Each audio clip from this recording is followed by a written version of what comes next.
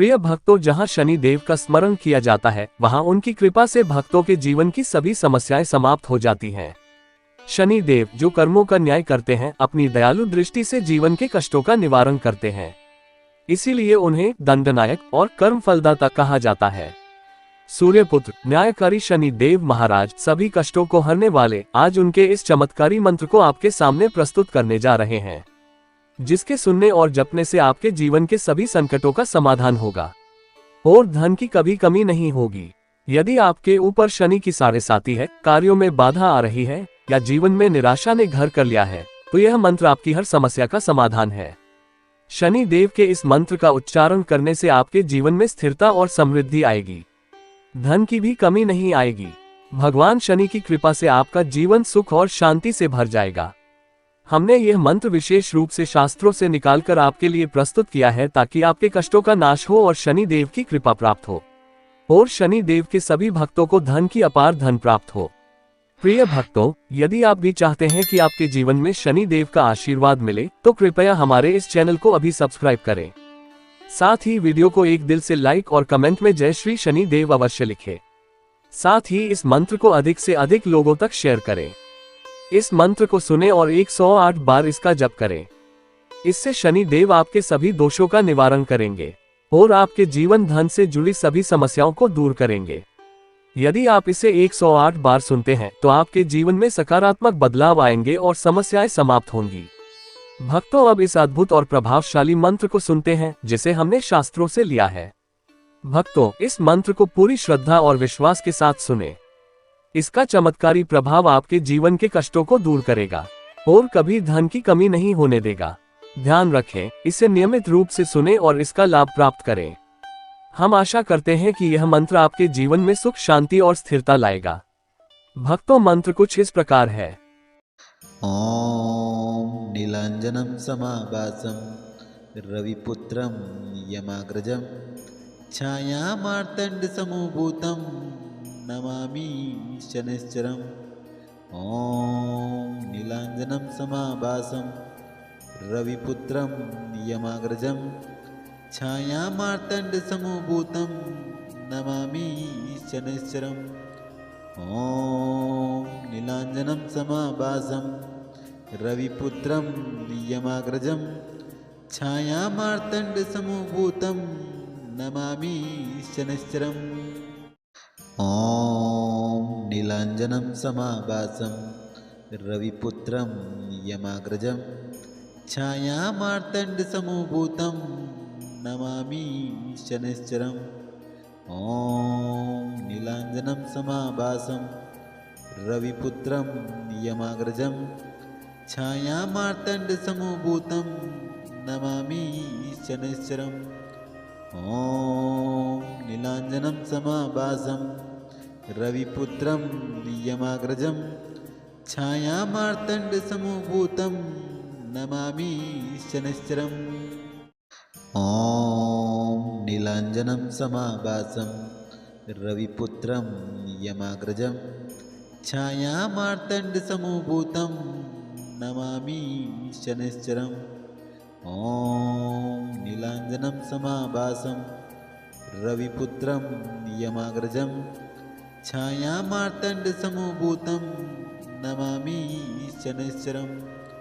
Om नीलांजनम समाभासम रविपुत्रम यमाग्रजम Chhaya Martand समूभूतम Namami शनिश्चरम्।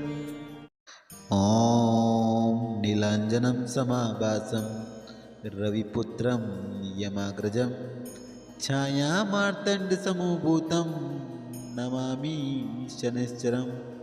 Om नीलांजनम समाभासम रविपुत्रम यमाग्रजम Chhaya Martand समूभूतम Namami शनिश्चरम्।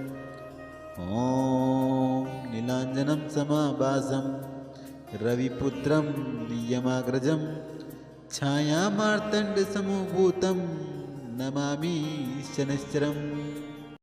Om नीलांजनम समाभासम रविपुत्रम यमाग्रजम Chhaya Martand समूभूतम Namami शनैश्चरम् Om नीलाञ्जनं समाभासं रविपुत्रं यमाग्रजं छायामार्तण्डसमभूतं Namami शनैश्चरम् Om नीलाञ्जनं समाभासं रविपुत्रं यमाग्रजं छायामार्तण्डसमभूतं Namami शनैश्चरम् Om नीलाञ्जनं समाभासं रविपुत्रं यमाग्रजं छायामार्तण्डसमभूतं Namami शनैश्चरम् Om नीलाञ्जनं समाभासं रविपुत्रं यमाग्रजं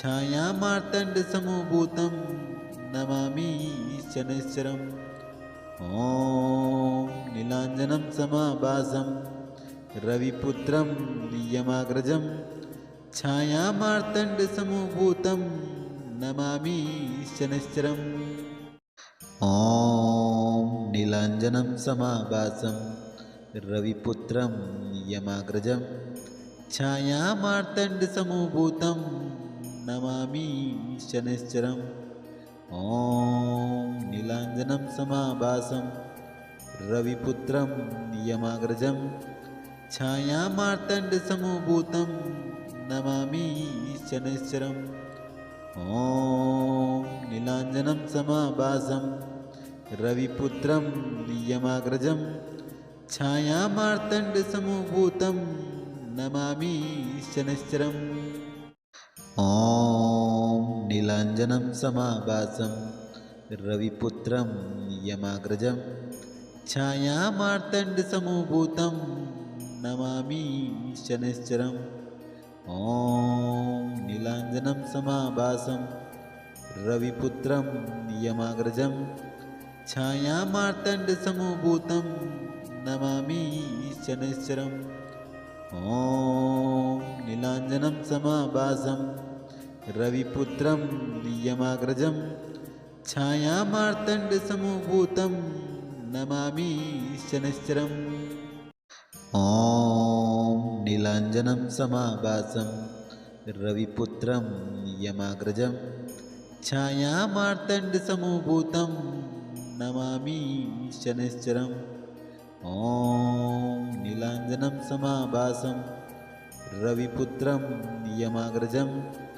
छायामार्तण्डसमभूतं Namami शनैश्चरम् Om नीलाञ्जनं समाभासं रविपुत्रं यमाग्रजं छायामार्तण्डसमभूतं Namami शनैश्चरम् Om नीलाञ्जनं समाभासं रविपुत्रं यमाग्रजं छायामार्तण्डसमभूतं Namami शनैश्चरम् Om नीलाञ्जनं समाभासं रविपुत्रं यमाग्रजं छायामार्तण्डसमभूतं Namami शनैश्चरम् Om नीलाञ्जनं समाभासं रविपुत्रं यमाग्रजं छायामार्तण्डसमभूतं Namami शनैश्चरम् Om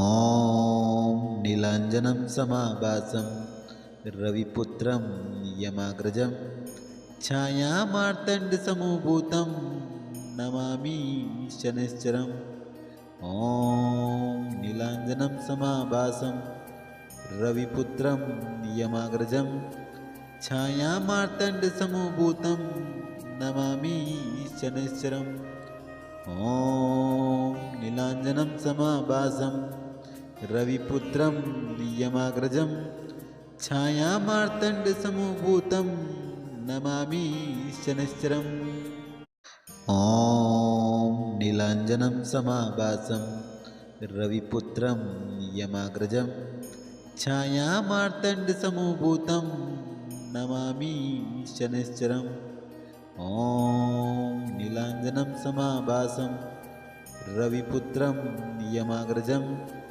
छायामार्तण्डसमभूतं Namami शनैश्चरम् Om नीलाञ्जनं समाभासं रविपुत्रं यमाग्रजं छायामार्तण्डसमभूतं Namami शनैश्चरम् Om नीलाञ्जनं समाभासं रविपुत्रं यमाग्रजं छायामार्तण्डसमभूतं Namami शनैश्चरम् Om नीलाञ्जनं समाभासं रविपुत्रं यमाग्रजं छायामार्तण्डसमभूतं Namami शनैश्चरम् Om नीलाञ्जनं समाभासं रविपुत्रं यमाग्रजं छायामार्तण्डसमभूतं Namami शनैश्चरम् Om नीलाञ्जनं समाभासं रविपुत्रं यमाग्रजं छायामार्तण्डसमभूतं Namami शनैश्चरम् Om नीलाञ्जनं समाभासं रविपुत्रं यमाग्रजं छायामार्तण्डसमभूतं Namami शनैश्चरम् Om नीलाञ्जनं समाभासं रविपुत्रं यमाग्रजं छायामार्तण्डसमभूतं Namami शनैश्चरम् Om नीलाञ्जनं समाभासं रविपुत्रं यमाग्रजं छायामार्तण्डसमभूतं Namami शनैश्चरम् Om नीलाञ्जनं समाभासं रविपुत्रं यमाग्रजं छायामार्तण्डसमभूतं Namami शनैश्चरम् Om नीलाञ्जनं समाभासं रविपुत्रं यमाग्रजं छायामार्तण्डसमभूतं Namami शनैश्चरम् Om नीलाञ्जनं समाभासं रविपुत्रं यमाग्रजं छायामार्तण्डसमभूतं Namami शनैश्चरम् Om नीलाञ्जनं समाभासं रविपुत्रं यमाग्रजं छायामार्तण्डसमभूतं Namami शनैश्चरम् Om नीलाञ्जनं समाभासं रविपुत्रं यमाग्रजं छायामार्तण्डसमभूतं Namami शनैश्चरम् Om नीलाञ्जनं समाभासं रविपुत्रं यमाग्रजं छायामार्तण्डसमभूतं Namami शनैश्चरम् Om नीलाञ्जनं समाभासं रविपुत्रं यमाग्रजं छायामार्तण्डसमभूतं Namami शनैश्चरम् Om नीलाञ्जनं समाभासं रविपुत्रं यमाग्रजं छायामार्तण्डसमभूतं Namami शनैश्चरम् Om नीलाञ्जनं समाभासं रविपुत्रं यमाग्रजं छायामार्तण्डसमभूतं Namami शनैश्चरम् Om नीलाञ्जनं समाभासं रविपुत्रं यमाग्रजं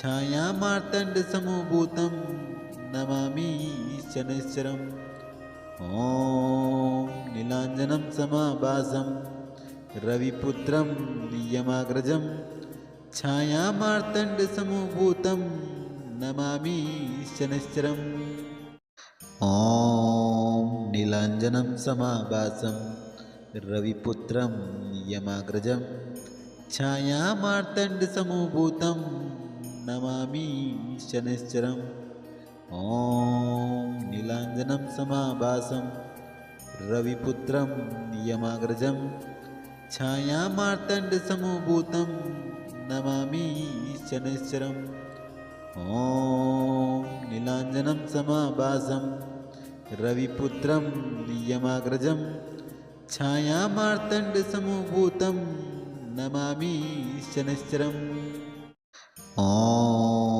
नीलाञ्जनं समाभासं रविपुत्रं यमाग्रजं छायामार्तण्डसमभूतं Namami शनैश्चरम् Om नीलाञ्जनं समाभासं रविपुत्रं यमाग्रजं छायामार्तण्डसमभूतं Namami शनैश्चरम् Om नीलाञ्जनं समाभासं रविपुत्रं यमाग्रजं छायामार्तण्डसमभूतं Namami शनैश्चरम्